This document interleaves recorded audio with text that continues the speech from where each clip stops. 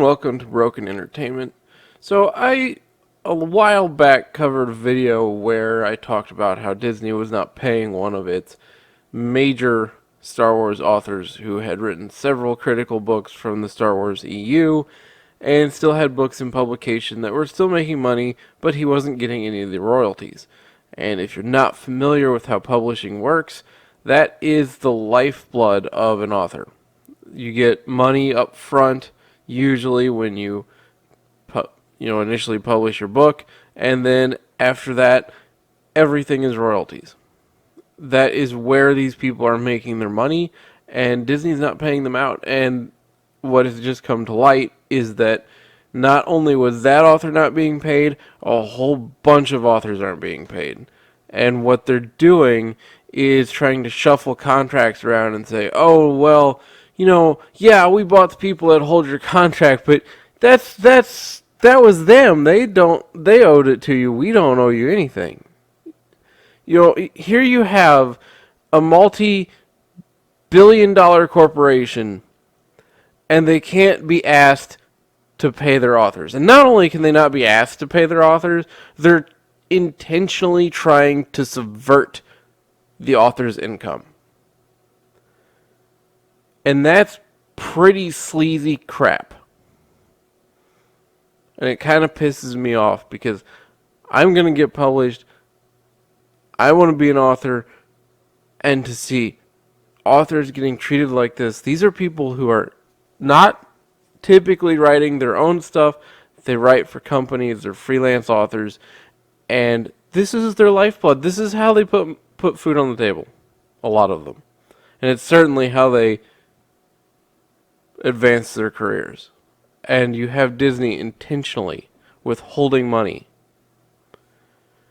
I don't see a moral reason Disney can get away with not doing it. Forget politics for a minute. Forget all that crap. There is no moral authority by which Disney cannot pay these people.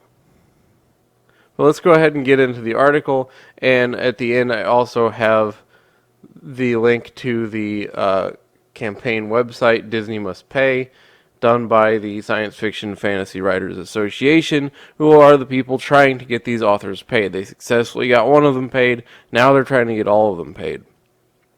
And the whole way Disney is doing this is completely contradictory to how publishing actually works.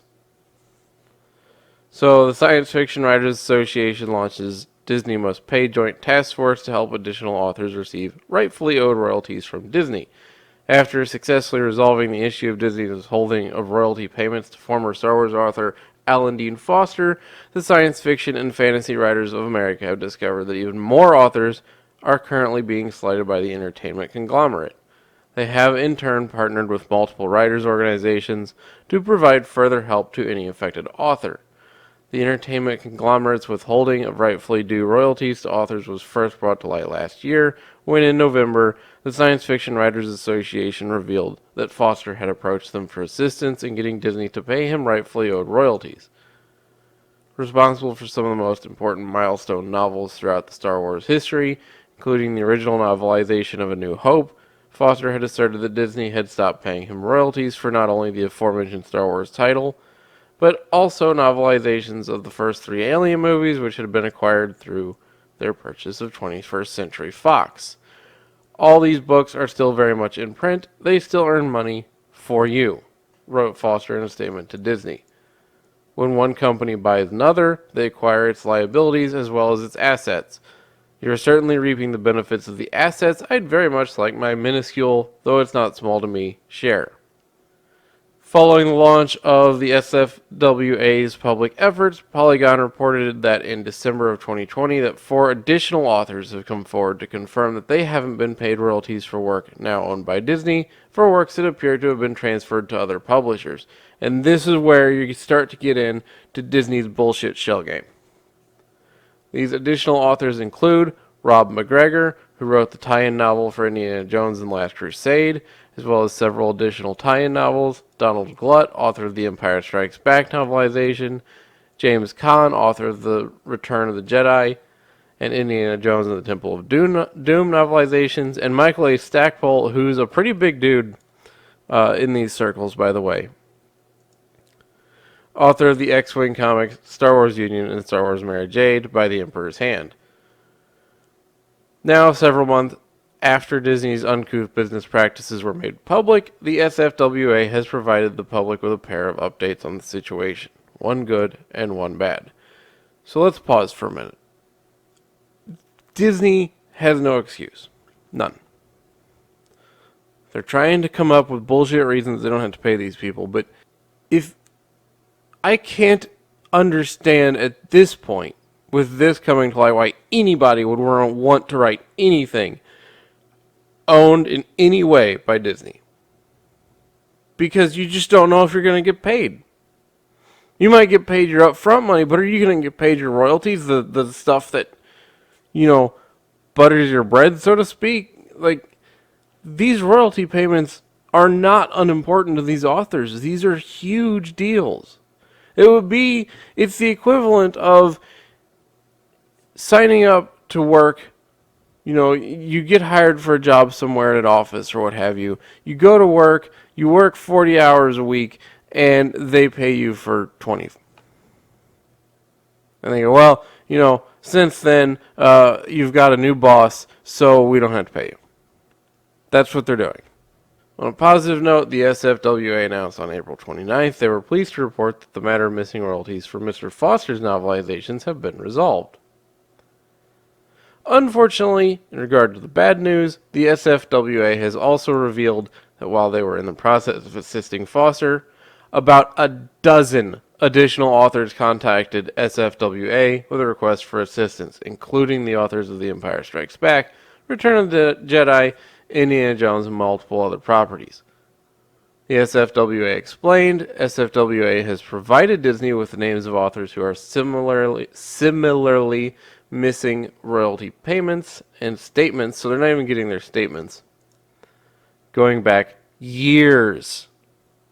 But noted that Disney is being reactive rather than proactively working with us to address the significant issue we have brought to their attention. Meaning, Disney's saying, no, you gotta come to us. We're not gonna look into this. We're not gonna try to help any of these people. Essentially, they're trying to make it difficult for anybody to get their money so that they just won't do it. This is sleazy crap. This is immoral. Like I said, we can forget the ideological crap. We can forget the politics for a minute. This is wrong. It's robbery. There's no other way to put it. This is their income. This is their livelihood. And Disney's saying, nah. How much money does Disney have again? How much money does Disney spend on a movie? How much money do they spend on their TV shows? How much did The Mandalorian cost last season? And you want to tell me they can't pay these people? Well, if you can't pay your authors, how many other problems do you have? Or are you just doing this because you're just jerks?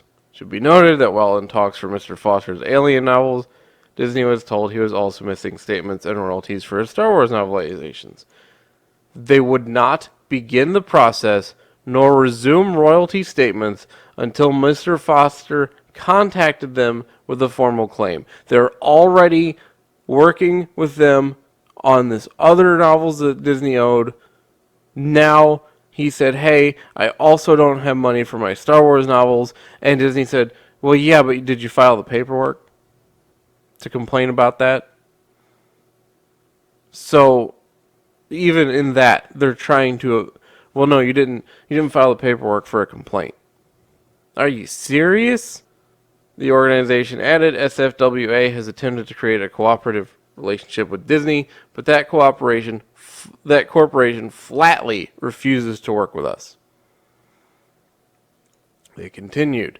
They say they are committed to paying the authors, but their actions make it clear that Disney is placing the onus to be paid on the authors, which, I will say now, outside of this article, it is never,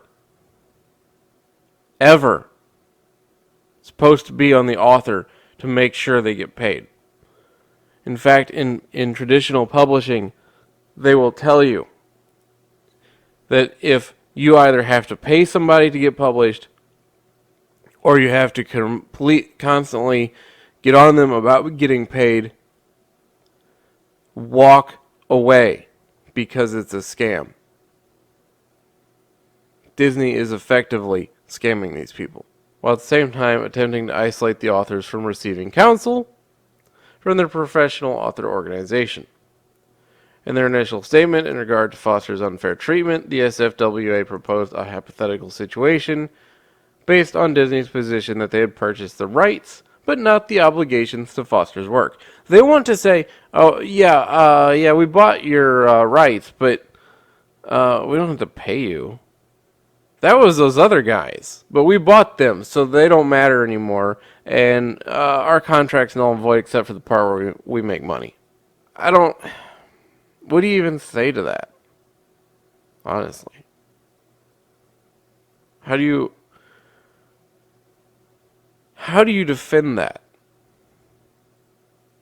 Oh well, yeah, we bought the rights to these books, and we're making a bunch of money off of them, but we get to do that without paying you because this other company owned that obligation, and we don't owe it because we're not them.